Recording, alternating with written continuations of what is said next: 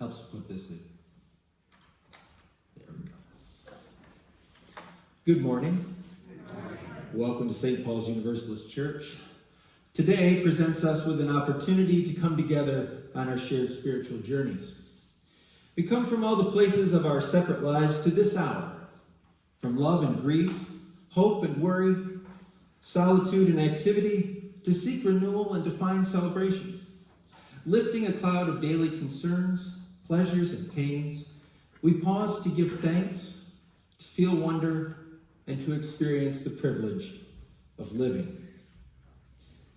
I would like to give a warm welcome to our friends, Peg and Tim, who are going to be providing music for us, while our music director, Mark, is down at Carnegie Hall with his students. I believe, if I read the news article, they're performing this evening. I don't know, a couple people shared that with me. He was on the news, too. It was in the, right, yeah. People sent me a clip from, you have channel 2 out here, right? I'm just far enough that way that it's channel 13 for me, and I don't get it. But yeah. Do you have an app? Huh? Do you have an app where you can download? Yeah, my wife shared it with me at like 11:15 last night, but I didn't read it. Yeah.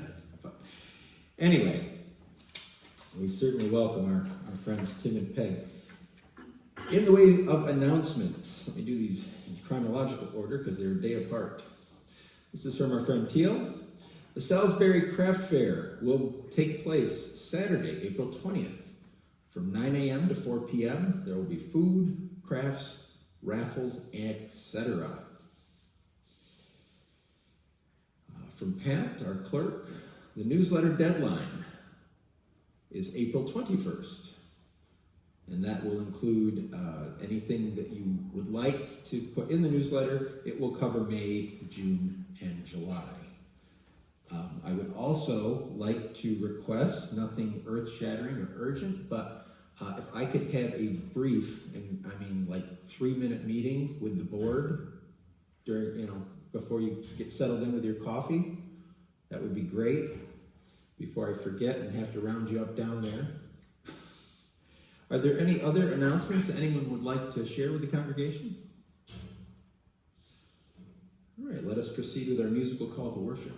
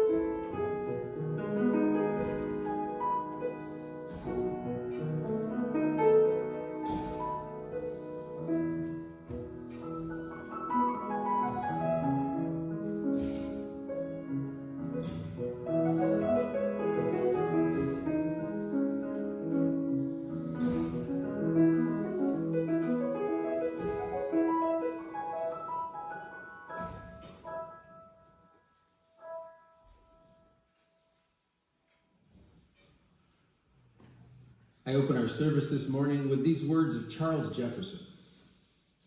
He said, "The world did not appreciate Abraham Lincoln until he died.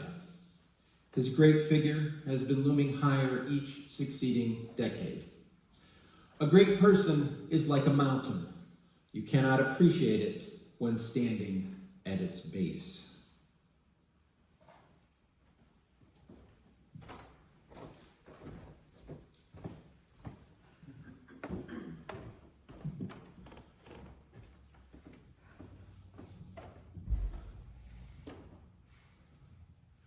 And please join me in the words as we always do, light a chalice to open our services. May this flame, symbol of transformation since time began, fire our curiosity, strengthen our wills, and sustain our courage. And our opening song is number 318.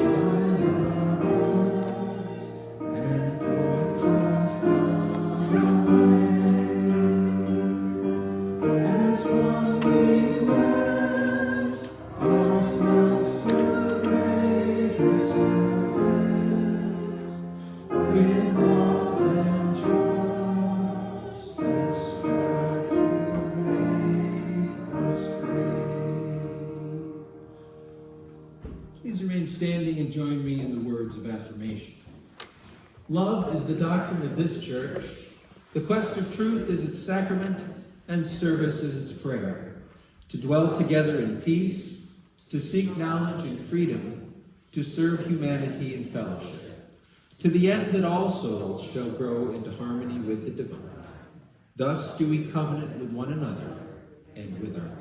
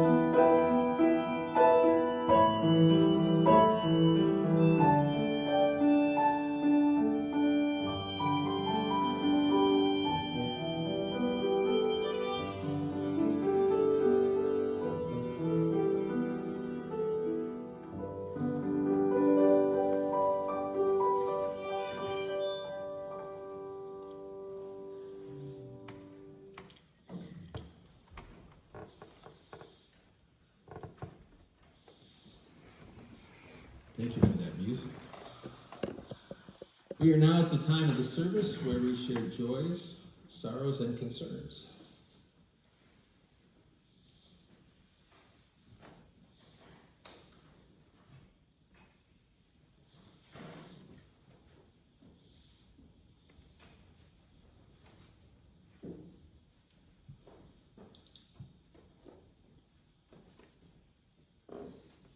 In keeping with the eclipse theme, this past Monday, my boss gave us all the day off, and we traveled to Turin, New York.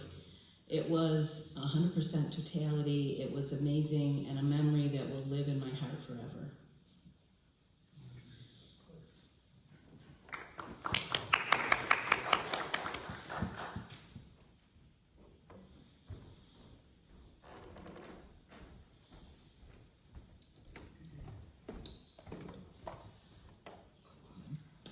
This is for Bob and Lynn.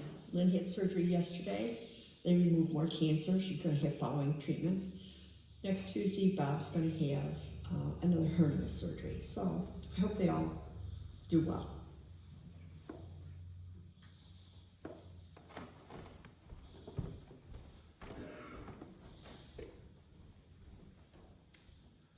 Our youngest daughter just published her first novel, Lessons in Time Travel. It's for young adults, but I thought it was great. It's published through Amazon.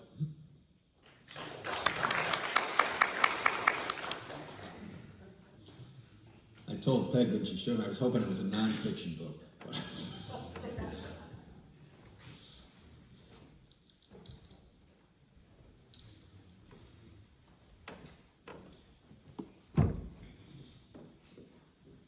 This one's for Mark.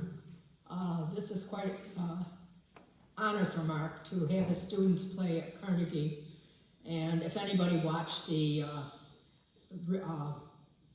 interview with Mark on Channel 2, his kids really think the world of him. They call him Father.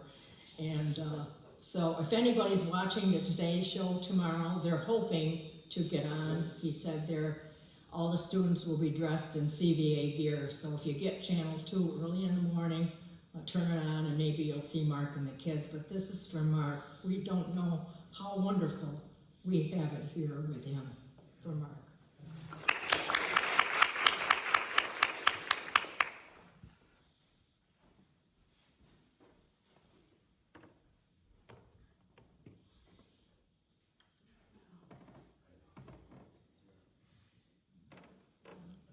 And this is for the ongoing improvement, hopefully, with my husband and my daughter, who will be going in for a little bit of a serious injection to her back, as well as all the suffering, the cats that we've been rescuing. If anybody has homes that they can open their hearts up for any animals, let me know. And thank you all for being around.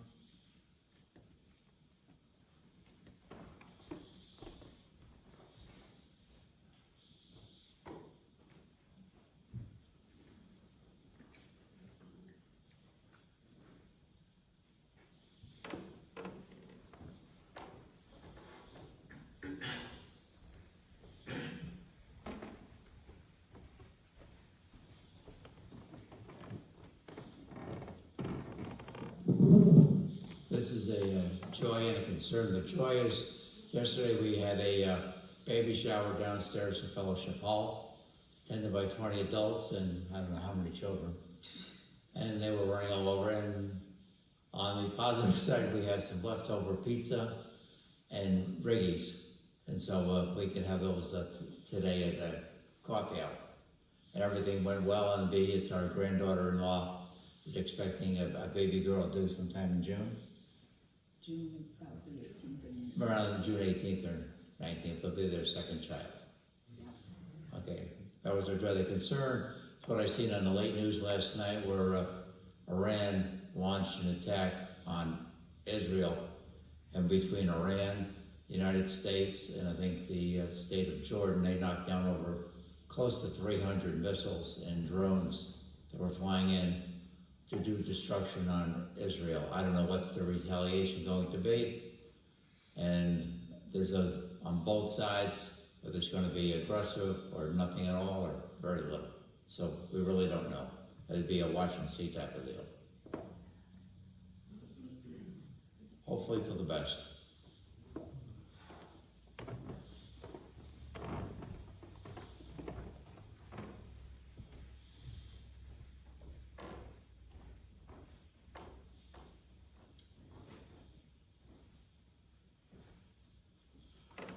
It occurs to me that I may not be present to do this when it actually happens.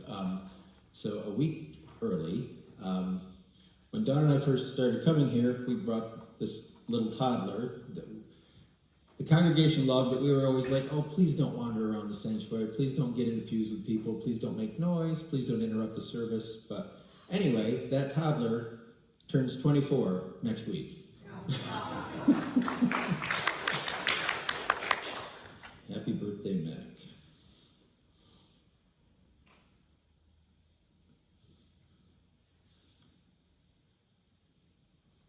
And as always, we light a final candle for any joys, sorrows, or concerns that go unspoken but remain in our hearts and minds. And we will now give and receive the morning offering to support the work, the wonder, and the witness of this community.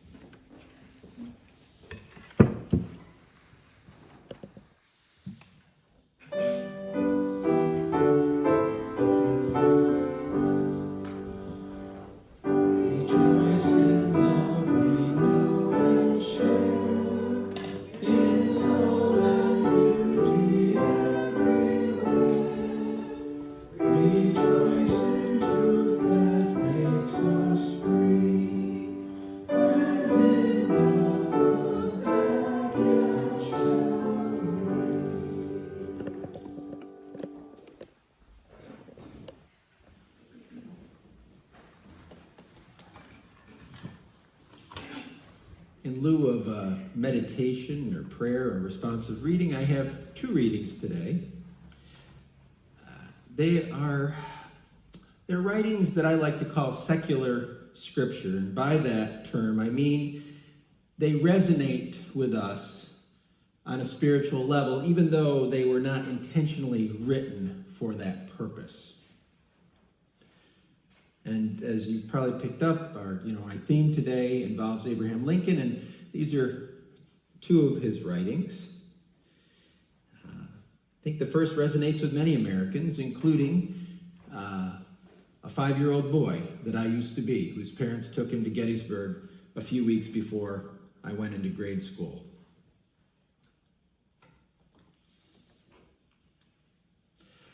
Fourscore and 7 years ago, our fathers brought forth on this continent a new nation, conceived in liberty and dedicated to the proposition that all men are created equal. Now we are engaged in a great civil war, testing whether that nation or any nation so conceived and so dedicated can long endure. We are met on a great battlefield of that war. We have come to dedicate a portion of that field as a final resting place for those who here gave their lives that that nation might live. It is altogether fitting and proper that we should do this. But in a larger sense, we cannot dedicate, we cannot consecrate, we cannot hallow this ground. The brave men, living and dead, who struggled here, have consecrated it far above our poor power to add or detract. The world will little note, nor long remember what we say here, but it can never forget what they did here. It is for us, the living rather, to be dedicated here to the unfinished work which they who fought here have thus far so nobly advanced. It is rather for us to be here dedicated to the great task remaining before us, that from these honored dead we take increased devotion to that cause for which they gave the last full measure of devotion. That we here highly resolve that these dead shall not have died in vain, that this nation under God shall have a new birth of freedom, and the government of the people, by the people, for the people, shall not perish from the earth. In the interest of time, the second reading is the last paragraph of Lincoln's second inaugural address. He delivered it just 41 days before his death. Back then, and I'm guessing, I'm not sure, some of you may be old enough to remember when Inauguration Day was March 4th. He closed that speech with his vision of what a post-Civil War America would look like. And just to give you some context, this thing points a red dot, but if you point it at the screen, you can't see it because it bounces off. You see two red arrows there. The lower one is pointing at President Lincoln delivering his speech. The other one, higher up, is pointing to a well-known actor of the theater at the time named John Wilkes Booth. This is what Lincoln said to finish his speech. With malice toward none, with charity for all, with firmness in the right as God gives us to see the right, let us strive on to finish the work we are in to bind up the nation's wounds, to care for him who shall have borne the battle and for his widow and his orphan, to do all which may achieve and cherish a just and lasting peace among ourselves and with all nations. We will now share a moment of silence where we listen to the wisdom of our hearts and minds.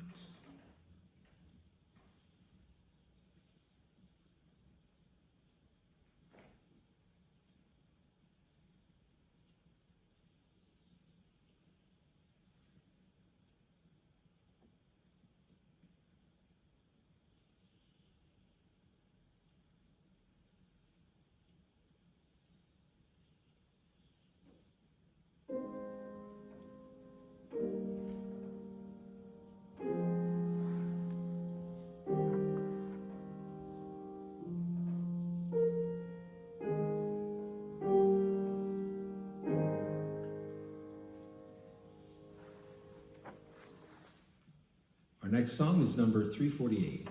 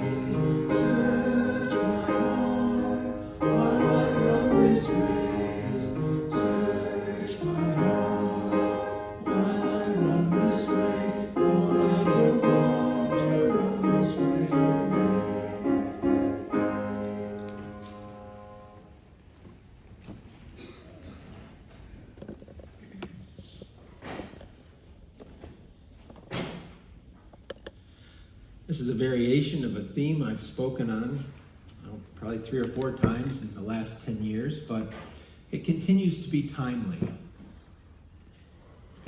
This year, it's kind of a postscript to Easter. And the reason for that is, if you're thinking, why are you talking about Abraham Lincoln and Easter and, mid-April? It's because the date of Easter changes every year, as you know. It is based on the lunar cycle. It took me a while to put it all together, but it falls on the first Sunday after the first full moon after the first day of spring. So it can never be before the first day of spring, and it can never be later than like the 29 days after that because of the lunar cycle. Here in 2024, of course, that was a couple weeks ago. But in 1865, Easter Sunday occurred this week. And so, for that reason, I'd like to share an American Easter story. And it is one that many of us are familiar with, and we learned elements of it in grade school, but we probably would not associate it with Easter. There's the picture again, minus the red arrows. On March 4th, 1865, Abraham Lincoln delivered his second inaugural address. He had not expected re-election. We think, of course it was, he was great, they loved him. He did not expect it. He ran against one of his former generals who ran on the notion that, make peace with the South, too many lives have been cost. Just, they want to have their own country, let them have it. It's too costly. But after nearly 4 years of bloody conflict, by the time these events occurred, a Northern victory was not a matter of if, but a matter of when. And the phrase most remembered in his speech down through the decades was, with malice toward none, with charity for all. Because President Lincoln did not want to treat the South as vanquished foes, but rather as formerly estranged family members who were no longer fighting. And by early April, victory did indeed seem at hand. On the 3rd of that month, the Confederate capital of Richmond, just over 100 miles from Washington, D.C., fell to Union forces. The next day, President Lincoln arrived on a naval gunboat with a minimum of security and no fanfare. He entered the city. Former slaves swarmed the president, some seeing him as their divine liberator. Lincoln discouraged their attempts at worship and took just enough time to visit the Confederate White House and to sit at the desk of his counterpart, Jefferson Davis, before departing. Meanwhile, General Robert E. Lee's army was fighting its way west, hoping to make it to railways in order to resupply and travel south to join up with the remaining Confederate forces. And in a cruel twist of history as far as the South is concerned, they were desperate for food supplies. And when they got there, the trains were filled with munitions. The Union Army dogged them the entire way. On April 7th, General Ulysses Grant, in a telegraph to President Lincoln, wrote that General Philip Sheridan had made the remark, "If the thing is pressed, I think that Lee will surrender." To which Lincoln telegraphed back, "Let the thing be pressed." 2 days later, on Palm Sunday, General Lee surrendered his army, effectively ending the American Civil War. Good Friday in 1865 fell on April 14th. By all accounts, Lincoln woke that morning in good spirits. He was awaiting news of the surrender of the remnants of the Confederate Army in North Carolina. The morning papers carried the announcement that the president and his wife would be attending the comedy Our American Cousin at Ford's Theater that evening with General Grant and his wife. Listen to this chain of events. You think of the little things that history turns on. At 11 that morning, Lincoln held a meeting with Grant and his cabinet, and after the meeting, Grant gave his regrets that he and his wife could no longer attend the play. Secretary of War Edwin Stanton pleaded with the president not to go out that night, fearful that some rebel might try to shoot him in the street. After all, it had been advertised in the newspaper. People would know right where he was. At lunch, Lincoln told his wife Mary the news about the Grants and that he was sort of feeling reluctant about going. Pressing him to maintain their announced plans, they asked Major Henry Rathbone and his fiancée to join them. After an afternoon carriage ride and dinner, Mary Lincoln complained of a headache and considered not going to the play after all. Lincoln commented that he was feeling a bit tired himself, but he needed a laugh and was intent on going with or without her. And so she relented. He made a quick trip to the War Department with his bodyguard, William Crook, but there was no news as to the last vestige of the Confederate Army in North Carolina. While returning to pick up his wife, Crook almost begged Lincoln not to go to the theater. He then offered to go along as an extra guard. Lincoln dismissed both suggestions, shrugging off Crook's fears of assassination.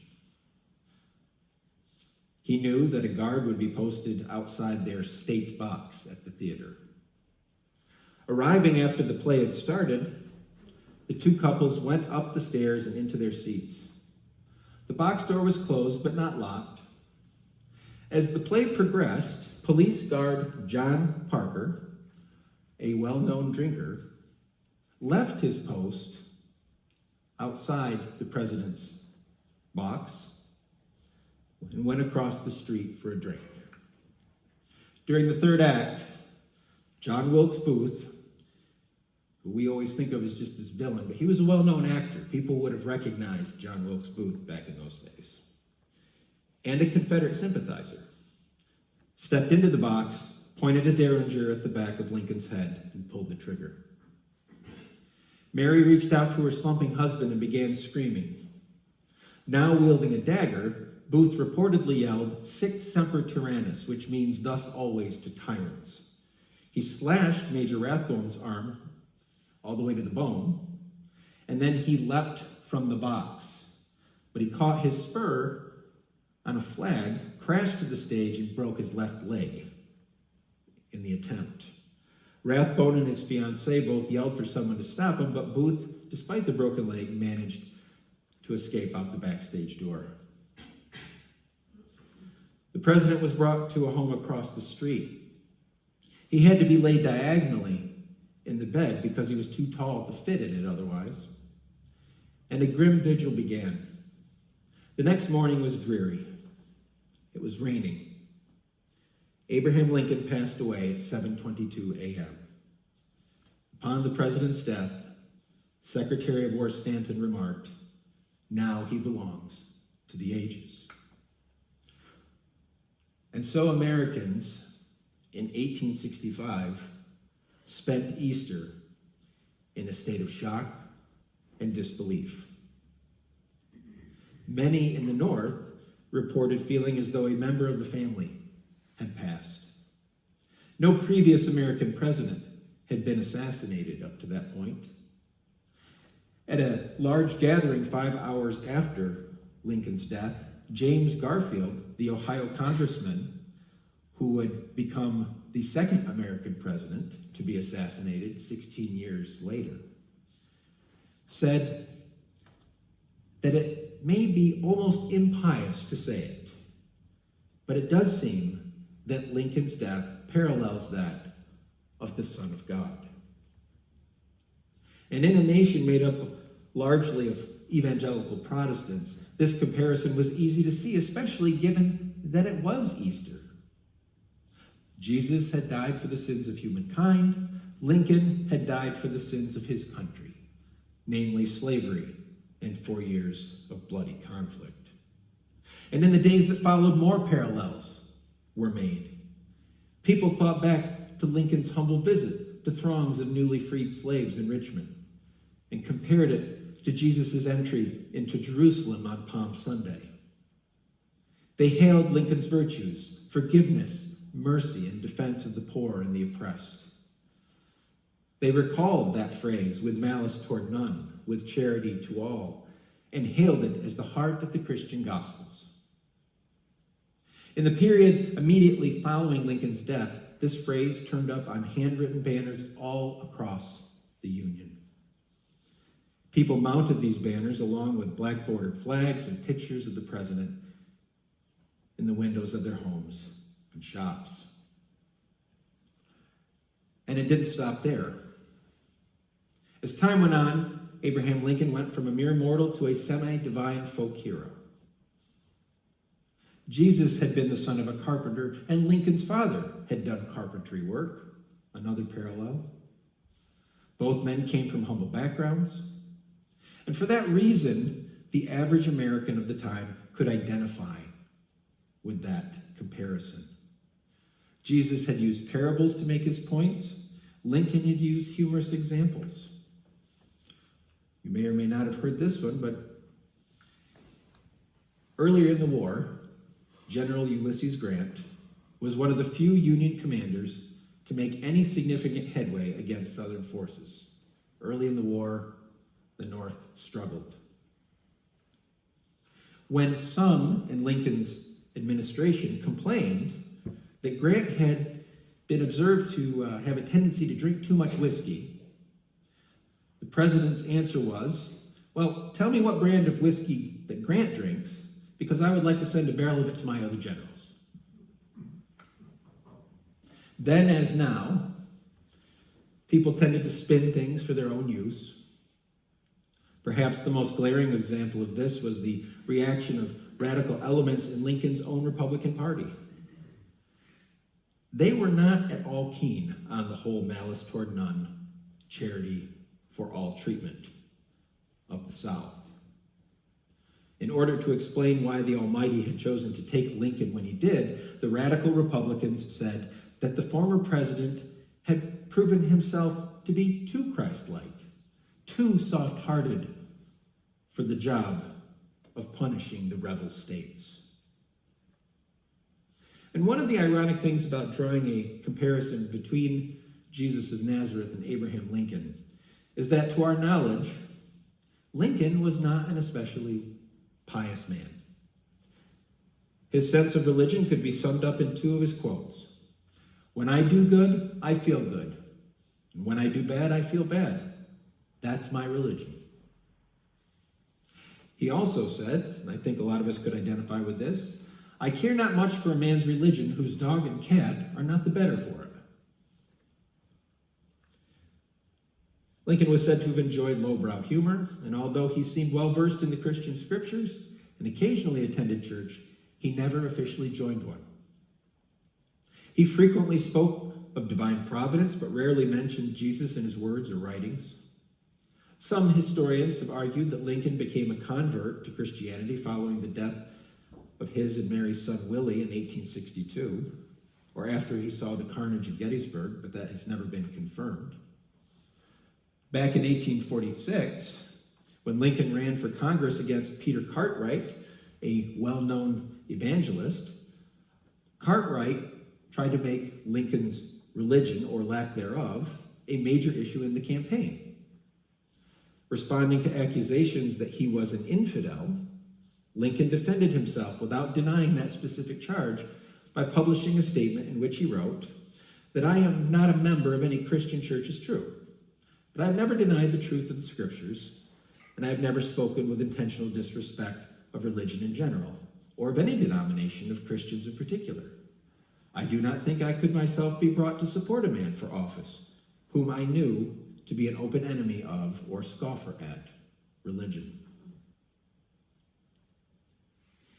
In his book, Abraham Lincoln, The Prairie Years, the author Carl Sandburg recounts that Lincoln attended one of Cartwright's revival meetings. At the conclusion of that service, the fiery preacher called for all who intended to go to heaven to rise. Naturally, the response was heartening. Then he called for all those who wished to go to hell to stand up. Unsurprisingly, there were not any takers. Lincoln had responded to neither option, and Cartwright decided to call him out. "Mr. Lincoln," he said, "you have not expressed an interest in going to either heaven or hell. May I inquire as to where you do plan to go?" Lincoln replied, "I did not come here with the idea of being singled out, but since you ask, I will reply with equal candor. I intend to go to Congress." And he did. When we consider, as people in Easter of 1865 did, the many parallels between Jesus of Nazareth and Abraham Lincoln, we cannot help but wonder. For all of the power and influence of the original Easter story, there is a certain remoteness to it. Jesus lived in a time and place far removed from us. When you think about it, despite all those paintings and sculptures all through the ages, no one knows what Jesus really looked like. The popular image of a man with long brown hair, blue eyes, Caucasian skin, and a Roman nose is absolutely a fabrication. Our European forebears made Jesus in their own image. But Abraham Lincoln seems much more real to us, especially as Americans. We have actual photographs of him. He was alive when this church was founded. What would America look like had he not died over Easter weekend back in 1865? He no doubt would have clashed with the radical elements in his own party over how to treat the defeated Confederate states. Lincoln's successor, Andrew Johnson, who was nowhere near the politician that Lincoln was, ended up getting impeached after battling the radical Republicans in Congress for his trying to take a more sympathetic approach toward the South. He missed removal from office by one vote. And Lincoln no doubt would have handled those issues with more skill. But would he be so fondly remembered? Would he be so highly held in our national consciousness had he not died when he did, in the manner in which he did? Why does any of this matter today? I think it matters because the Civil War defines us as a country perhaps more so than any other event in our history. It matters because in many ways, we are still dealing with the fallout of the Civil War today. The parallels between America in the 1850s and America in the 2020s are concerning. Then, as now, Americans found themselves increasingly forced to choose between two opposing viewpoints that allowed no room for compromise, each side demonizing the other. This is a recent cover of Harper's Magazine. I think you can see that, but if you can, it says "The Next Civil War." And if you want an idea of what that might look like, I haven't seen it because it just came out. That just started in theaters on the 12th. A movie about what a modern-day civil war in this country would look like. In Lincoln's time, they talked about blue states and gray states.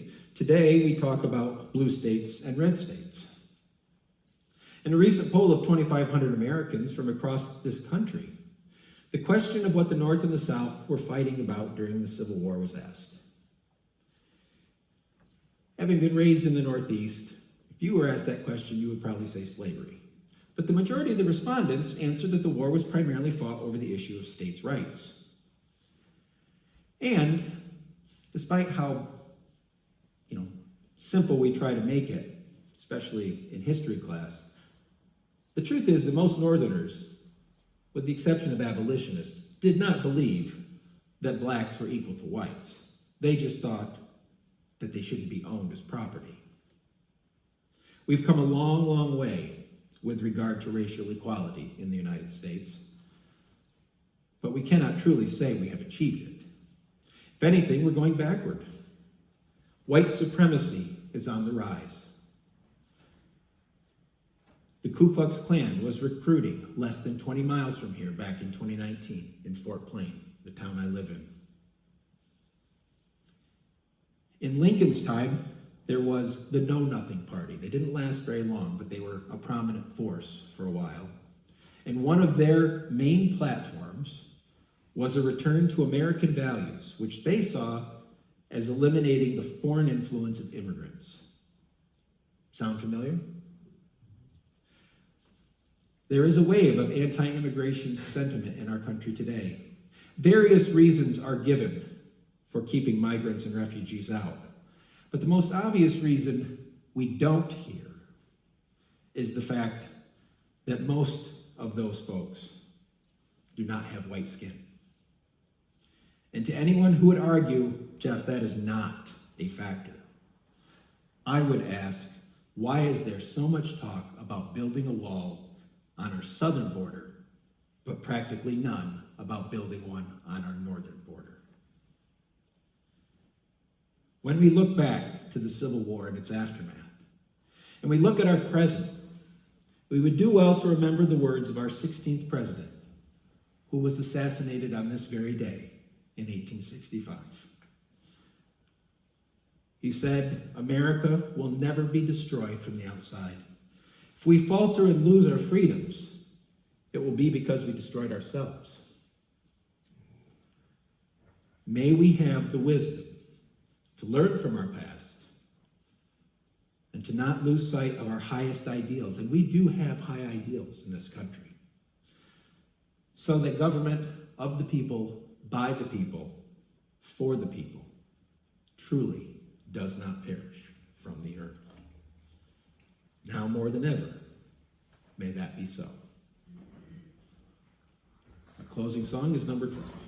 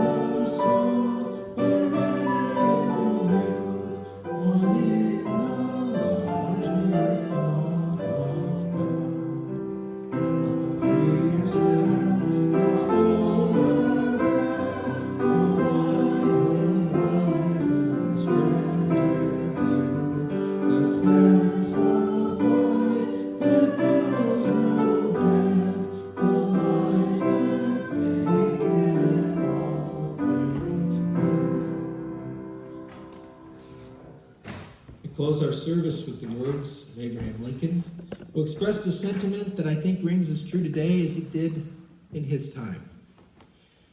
He said, "I know that the Lord is always on the side of the right, but it is my constant anxiety and prayer that I and this nation may be on the Lord's side."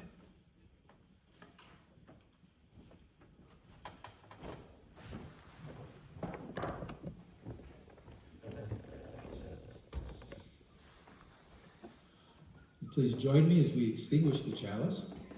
We extinguish this chalice flame, daring to carry forward the vision of this free faith, that freedom, reason, and justice will one day prevail in this nation and across the earth.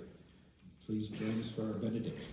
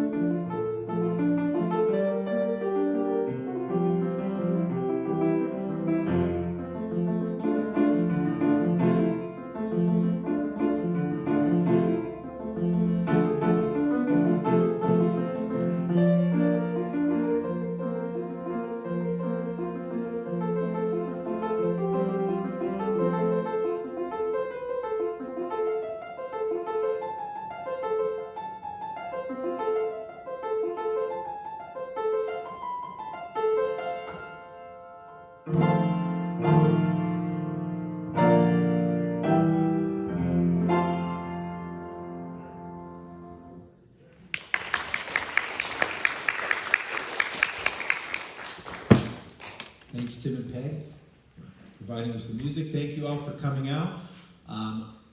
Won't make a rock solid promise, but I think that was probably, there won't be any sermons longer than that between now and the end of the church calendar year. Thank you for sitting through that. It's something I'm passionate about. Abraham Lincoln is the huge influence on me, and I am, of course, worried about the state of our country, and I think all of us want to see it succeed and prosper. Anyway, on a lighter note, please come down and enjoy some goodies and some coffee.